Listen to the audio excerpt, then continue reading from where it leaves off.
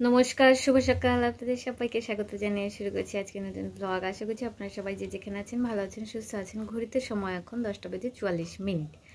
ঘুম থেকে উঠে একটুখানি সেলাই করেছি, সেলাই করে এসে খাবার এখানে বসে আছি।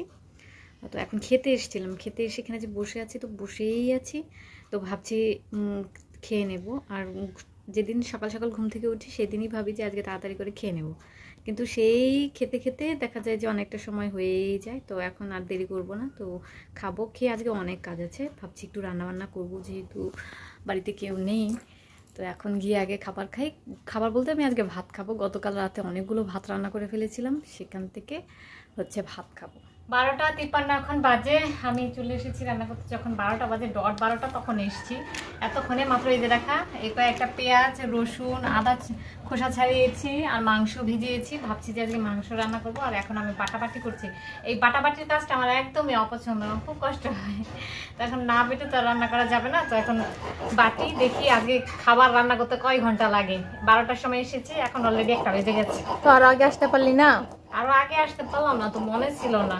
মনে ছিল না আমি এখানে রান্না কাজে আসার আগে ওই যে জামাটা খুলছিলাম, আর জামাটা খুলতে এত বিরক্ত লাগছিল, এত বিরক্ত লাগছিল, এত কষ্ট হচ্ছিল কি বলবো। তো তারপরে চলে এসেছি এখন। বাবারা তো চলে আসবে, তাদের জন্য কিছু রান্না করবি না? না, তাদের জন্য তুই রান্না কর। কি রান্না করবি? কি রান্না করতে চাস? তোর যেটা ইচ্ছে সেটাই রান্না কর। আমার একটু পোয়া মাছ রান্না করতে ইচ্ছা করে। তো রান্না কর। কিন্তু ওই পোয়া মাছ কিভাবে কাটতে হয় জানি না। তুই জানিস কিভাবে কাটে? না। সেই জন্যই আর কি পরেতে ডিসিশনটা চেঞ্জ করলাম যে মাংস তরকারি রান্না করে রাখি, এটাই হচ্ছে ইজি হবে আমার জন্য। কিন্তু মাংসের জন্য বাটাবাটি করাটা খুব চাপের ব্যাপার। ঠিক আছে, আমি সব কিছু রেডি করে নিয়েছি। এখানে মশলা বেটেছি, এটা হচ্ছে ধনিয়া বাটা, জিরে বাটা, রসুন বাটা, আদা বাটা, পেঁয়াজ কুচি করে নিয়েছি, মরিচ নিয়েছি, এখনও কুচি করিনি, কাঁচামরিচ দেবো, টমেটো নিয়ে নিয়েছি, সেটা পরে দেবো, আর একটুখানি থেতো করা আদা রসুন নিয়েছি। এদিকে আমি মাংসটা ম্যারিনেটও করে নিয়েছি। আজকে ভাবছি একটু ম্যারিনেট করে রান্না করব। মনে হচ্ছে মশলাপাতি কম হবে কিনা জানি না। আর এখানে এই যে পোয়া মাছগুলো বের করতে বলেছি, ভেবেছিলাম মাংস ম্যারিনেট হতে হতে মাছগুলোকে কেটে নেব, কিন্তু মাছ এখনও বরফই রয়ে গেছে। এই মাছটা খেতে আমার কী যে ভালো লাগে, সেই জন্য দেখতে পেয়ে নিয়ে এসছে। আর বোনা এদিকে হচ্ছে এটা কী মাছ বের করেছে, গুড়া মাছ বের করেছে, এটা দিয়ে বাবার তরকারি হবে। বাবারা চলে আসছে, তো সেজন্য এটা রান্না তো আমি টুকিটাকি জানি, মানে খুব একটা জানি না। কোন মশলাকে দিয়ে কি রান্না করতে হয় সেটা জানি, শুধু আমি পরিমাপটা বুঝতে পারি না, সেজন্যই আমার রান্নাগুলোর টেস্ট হয় না। তো দেখা যাক আজকে রান্না করি কীরকম হয়, খেলে। 2:06 বাজে এখন। বোনা হচ্ছে কি বানাচ্ছিস রে? কাঁচা আমের শরবত, সেই কখন বের করে রেখেছি, এখন দেখি একটু। হয়নি তো, পাল্প তো বেরোচ্ছে না। হ্যাঁ, গুতিয়ে গুতিয়ে বের করে। এটা গত বছরের আম, এবার তো আমাদের কাছে আম হয়নি, তা আম ব্লেন্ড করে রেখে দিয়েছিল। এখন হচ্ছে জুস বানাবি না? একটু ব্লেন্ড করে নিলে ভালো হতো। এখন দরকার নেই, থাক। হ্যাঁ, করতে হবে। করতে হবে? হ্যাঁ, নাহলে হবে না, ভালো হচ্ছে না। ঠিক আছে, তাহলে কর। তা বানিয়ে আমাকে দিস একটু, নাকি? হয়ে গেছে কাঁচা আমের শরবত। হ্যাঁ, শরবত দে একটু খাই। কেমন বানালি? তুই খেয়েছিস? তুই খাসনি এখনো? তো এই হচ্ছে কাঁচা আমের শরবত। তো এটা খেতে তো ভালোই লাগে। দেখা যাক, এই বছরের প্রথম শরবত, যদিও গত বছরের আম, ঠিক না? হ্যাঁ, কেমন?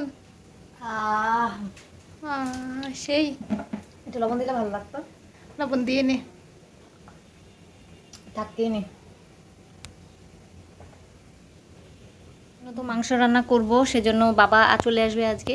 আর বাবার জন্য বোনা এখানে লাউ কাটছে। আর আমি এই যে মাছগুলো যে বের করেছি, এই মাছগুলোকে ভাবছি আলু আর বেগুন দিয়ে রান্না করব। তো আলুগুলো দেখলাম নষ্ট হয়ে যাচ্ছে, আলু এই কয়েকটাই আছে, তো এগুলো দিয়ে এখানে রান্না করব। আর এই যে মাংস তরকারি এখানে আমার হচ্ছে, কতক্ষণ এটা শেষ হবে কে জানে। সময় এখন 4:57।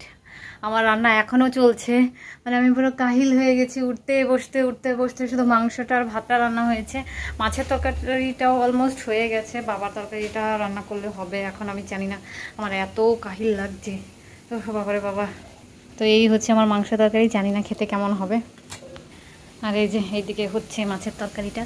বোনা এইদিকে লাউটাকে সেদ্ধ করে রেখে দিয়েছে, মাছগুলোকে ভেজেছি আমি, এখন এটা রান্না করলেই হয়ে যাবে। কখন আমি রান্না শেষ করব, কখন আমি স্নান করব জানি না। আজকে পুরো হায় আমার হাতটা কাটলো কীভাবে, আমি তো টেরই পাইনি।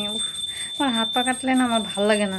5:42 বাজে, মাত্র স্নান করে এলাম, এখন আমার খাওয়া হয়নি, খাবো। এখন প্রচণ্ড গরম লাগছে, সেজন্য একটু ফ্যানের নিচে বসবো, তারপরে গিয়ে খাবো। কি রান্না করেছি জানি না।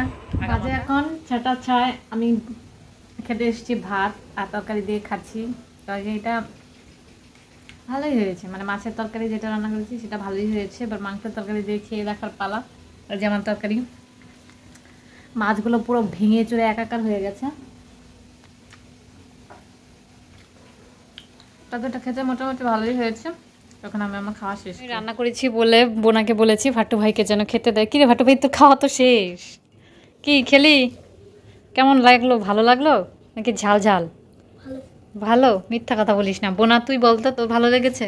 আমার তেমন একটা ভালো লাগেনি। হ্যাঁ, ওর ভালো লাগেনি, কিন্তু আমার ভালো লেগেছে, মোটামুটি লেগেছে। মানে মোটামুটি না, ভালোই লেগেছে। আমি রান্না করতে জানি না, যেমন পেরেছি তেমনই করেছি।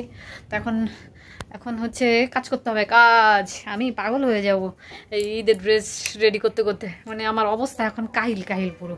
এই যে আমার বন্ধুর একটা শাড়ি বানানোর কথা ছিল, তো সেই ব্লাউজটা এখানে কেটে নিয়েছি। এটাকেও সেলাই করতে হবে, সব আমাকে ঈদের আগে দিতে হবে। মানে আমি পুরো ঈদের ড্রেস বানাতে বানাতে পাগল হয়ে যাব। এই জন্যই বলেছিলাম আগে থেকেই, আমি হচ্ছে অলস। মানে আগে থেকে যদি একটু একটু করে করে রাখতাম তাহলে কিন্তু আমার এত চাপ পড়তো না। এখন ঈদ এসে গেছে আর এখন আমার উপর চাপ পড়ছে আর আমি হয়ে যাচ্ছি পাগল। তখন কথা না বাড়িয়ে ওগুলোকে সেলাই করব। আজকের মধ্যে ভাবছি যে শাড়িটা কমপ্লিট করার চেষ্টা করব। শাড়িটা একটু পরে দেখাচ্ছি তারা।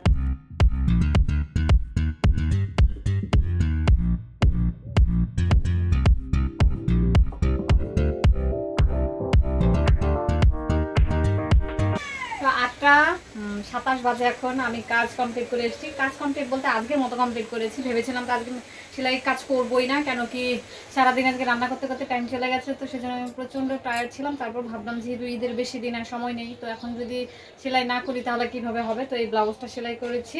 তো এই ব্লাউজটা হচ্ছে আজ এই শুধু হাতের কাজটা বাকি আছে, তো কোনো ডিজাইন নেই, নর্মালি একটা ব্লাউজ। তো এই সেলাই করে নিয়েছি। আর বাকি যে শাড়িটা সেলাই করবো সেটা কালকে করবো, আজকে আর করতে পারবো না। আমার আজকে খুবই টায়ার্ড লাগছে।